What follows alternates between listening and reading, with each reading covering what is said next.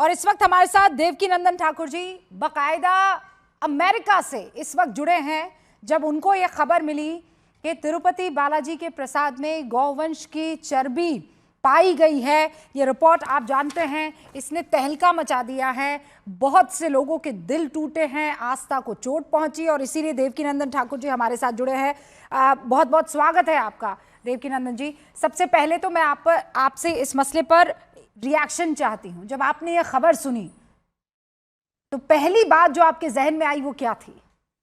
देखिए, सबसे बुरी बात तो ये है कि जिन लोगों को उस मंदिर की संस्था में रखा गया, देख रेख में रखा गया, और ऐसे लोगों को रखा गया जिनकी सनातन में धर्म में श्रद्धा ही नहीं है, भगवत पूजा में उनका कोई श्रद्धा ही नहीं है, विश्वास ही नहीं है।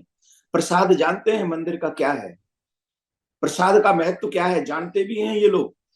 और जो लोग प्रसाद का महत्व नहीं जानते, वो लोगों को मंदिर की व्यवस्था में रख दिया गया है कि आप मंदिर की व्यवस्था देखिए, आप इनकी व्यवस्था देखिए। यही हम लोग सनातनियों का सबसे बड़ा वो है। सबसे बुरी बात तो यही हम लोगों के साथ में कि सबके धर्मों की चिंता सब करते हैं, लेकिन हिंदू धर्म की चिंता कोई नहीं करता है। प्रसाद में मिलाने का मतलब है कि आपने भगवान को अशुद्ध मांस, जिस धर्म में प्याज लहसुन तक खाने के लिए मना किया जाता है, उस धर्म में भगवान के प्रसाद में पशुओं की चर्बी और मछली का ऑयल यूज किया जा रहा है। ये धोखा है, ये फ्रॉड है। न सिर्फ धर्म के साथ फ्रॉड है, बल्कि जितने भी लोग वहां पहुंच रहे हैं उन सब के साथ बहुत बड़ा फ्रॉड है। मैंने जैसे सुना, मुझे बिलीव नहीं हुआ कि कोई इतना बड़ा फ्रॉड हम लोगों के साथ कर सकता है। बिल्कुल भी बिलीव नहीं हुआ है। मैं तो कह रहा हूं कोई भी क्यों ना हो, उसे इतनी कठोर सजा मिलनी चाहिए कि उसे नानी याद आ जाए, उसे छठी का दूध याद आ जाए। और इसकी भरपाई नहीं हो सकती। इसका अगर कोई जिम्मेदार सोचता कौन है है देवकीनंदन जी, आपको क्या लगता है?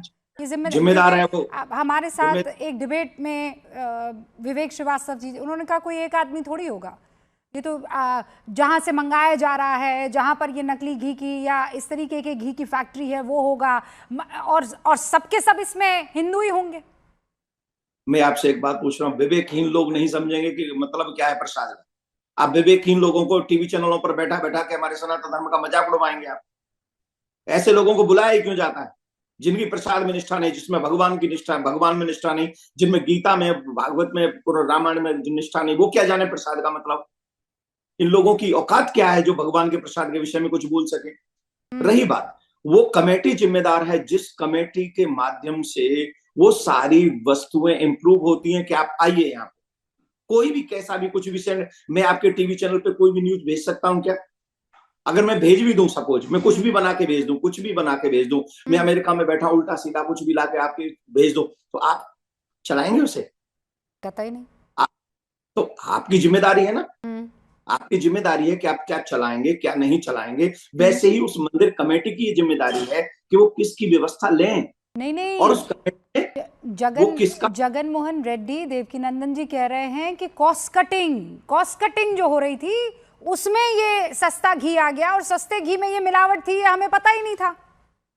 क्रॉस कटिंग का मतलब मैं समझा नहीं। मतलब कम पैसा, भाई जो खर्चा आ रहा था ना प्रसाद बनाने में, तो हम तो जी, खर्चा कम करना चाह रहे थे, कॉस्ट कटिंग करना अच्छा, चाह रहे थे, और तो उसमें सस्ता घी आया और वो सस्ता घी ऐसा आएगा हमें नहीं मालूम था। चर्च बनाने में क्रॉस कटिंग की है उन्होंने कभी? उन्होंने और लोग और धर्मों में क्रॉस कटिंग की है कभी? और जो तिरुपति बालाजी का जो धन आ रहा है उसे लेने में क्रॉस कटिंग की है उन्होंने कभी? किसी ने भी? वो तो सब मजे से लेते जाए। वहां ये चीजें देने लायक हैं क्या? भगवान के प्रसाद में ये देंगे हम? मैं ये निश्चित कह रहा हूं, कोई माने न माने ये षड्यंत्र है। कोई कुछ भी कहता रहे, कोई कुछ भी कहता रहे, हमारी आस्था को नुकसान पहुंचाने का ये सबसे बड़ा षड्यंत्र है कि लोग कुछ नहीं लेंगे। हो सकता है आप ये जो चल रहा है कि भाई इनके यहाँ से मत लो, जैसे जूस में मूत्र विसर्जन हो रहा है, भोजन में थूक विसर्जन हो रहा है, अब लड्डू में चर्बी विसर्जन हो रहा है। ये दिख रहा है, ये योजना है, पूरी योजना है किसी भी तरीके से। क्योंकि सनातनियों को कहा जाता है आहार शुद्ध करो, आहार शुद्धम तो सत्य शुद्धि। आहार शुद्ध होगा तो सब कुछ शुद्ध होगा। अब उस आहार को ही नहीं, प्रसाद को भी अशुद्ध करने की प्लानिंग है, ये षड्यंत्र है। देवकीनंदन और जी, इस आप तो खुद भी प्रसाद ग्रहण करते होंगे तिरुपति बालाजी का। देखो, मैं अभी तक गया नहीं, मेरा दुर्भाग्य है कि तिरुपति बालाजी में नहीं पहुंचा हूं। पर प्रसाद तो मुझ तक पहुंच ही गया है। हाँ, प्रसाद तो मुझ तक पहुंच ही गया है। और उस मेरी आस्था को नुकसान पहुंचाने वाला कौन है? मैं पूछता हूं, संविधान उसे क्या सजा देगा? मैं अकेला नहीं पूछता हूं, करोड़ों करोड़ों लोग पूछते हैं जिन्होंने वो तिरुपति बालाजी का प्रसाद ग्रहण किया है। इसका जिम्मेदार कौन है? उसे फांसी पे कौन चढ़ाएगा? उन्होंने हमारे शरीर को नुकसान नहीं पहुंचाया, हमारी आत्मा, हमारे व्रत, हमारे सनातन को नुकसान पहुंचाया। और अगर ऐसे लोगों को सजा नहीं मिली तो हम यही मानेंगे कि भारत में हिंदुओं का कोई नहीं है। भारत के संविधान में कोई भी जगह हम सनातनियों की नहीं है, जहां दूर से आए वो लोग। मैंने आपके साथ बहुत बहस की है, बहुत बहुत मसलों पर आप हमारे साथ, मैंने इतना गुस्से में आपको कभी नहीं देखा, इतना तो मैं जानती हूँ। आप देखे मेरे रोंगटे खड़े हैं, मैं बोल नहीं पा रहा हूं, मेरा रोने का मन कर रहा है, मेरा चीखने का मन कर रहा है। तो कैसे दे सकते हैं इन सब चीजों को? इतने गिर सकते हैं ये लोग पैसे के लिए, या हमें गिराने के लिए इतने गिरेंगे ये लोग? इनके मन में कोई श्रद्धा नहीं हमारे लिए। देवकीनंदन, हम मानव तो है ना यार। नहीं, मैं हम समझ रही इंसान हूँ, तो है। मैं सच बता रही हूँ आपको, मैं आपकी हर भावना की कद्र करती हूँ। और मैं जान रही हूं कि आपको कितना दुख पहुंचा है, आप कितने कष्ट में इस वक्त हैं, और ऐसे 100 करोड़ हिंदू हैं जो इस वक्त कष्ट में हैं। और इसीलिए अब इस मसले को यहाँ रोक देना काफ़ी नहीं है, इसकी जड़ तक जाना ज़रूरी है। आप अपना ख्याल रखिएगा देवकीनंदन जी, बहुत बहुत शुक्रिया हमसे बातचीत करने के लिए। तो देवकीनंदन जी, कहूंगा ऐसे लोगों को कठोर सजा मिलनी चाहिए, और ऐसे लोग जिन्होंने करोड़ों करोड़ों लोगों को उनकी आस्था को ठेस पहुंचाई है। सबसे पहले तो एक मांग मैं आपके चैनल के माध्यम से कर दूं, कोई भी विधर्मी जो सनातन और भगवान की पूजा में श्रद्धा नहीं रखता, वो बोर्ड में कभी नहीं होना चाहिए।